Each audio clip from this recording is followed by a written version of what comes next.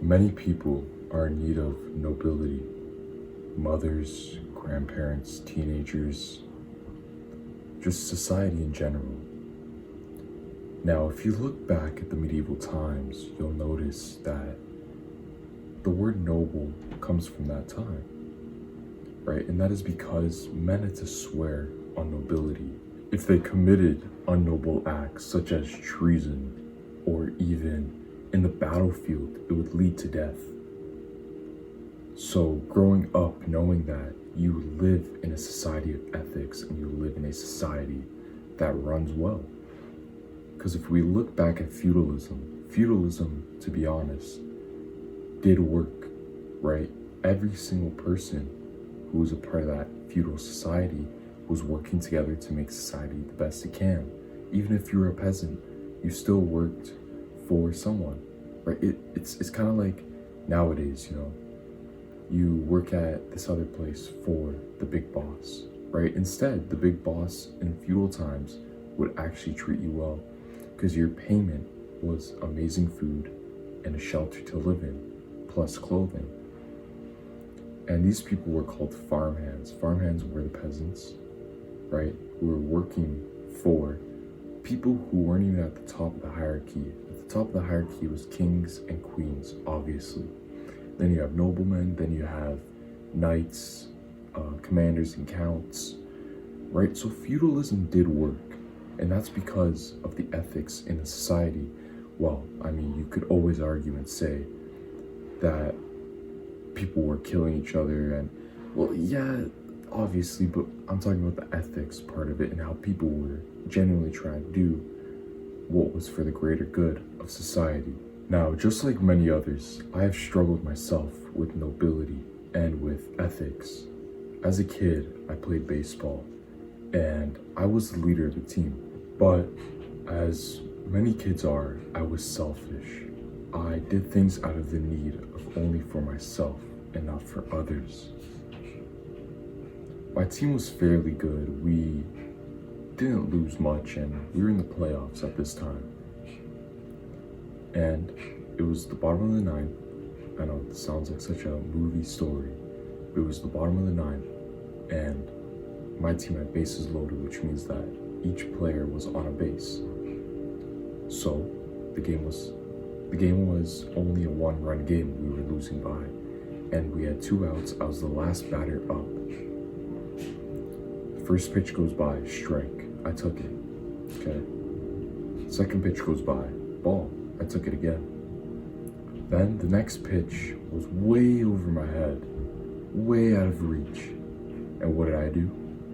I swung at it because I was selfish. And what ended up happening is I hit a line drive straight to the second baseman. What happens? We lose the game. Everyone has their heads down. And I never saw that team ever again. Now, this is mainly because I was selfish. I wasn't doing what was noble. In that case, if I was doing what was noble, what I should have done is take that pitch because there was no need for me to swing at it. So, fast forward a couple years, I'm still playing baseball for a team. Now, I'm playing for a team of unnoble men, a team where ethics isn't a thing, whereas I in the past have learned ethics. I still struggle to this day, but I've learned. And so on this team, we had the best team in all of pretty much the state, and we were losing because guys were constantly doing this and that for each other. They weren't doing stuff for others, but they were just doing it for themselves. And so was I.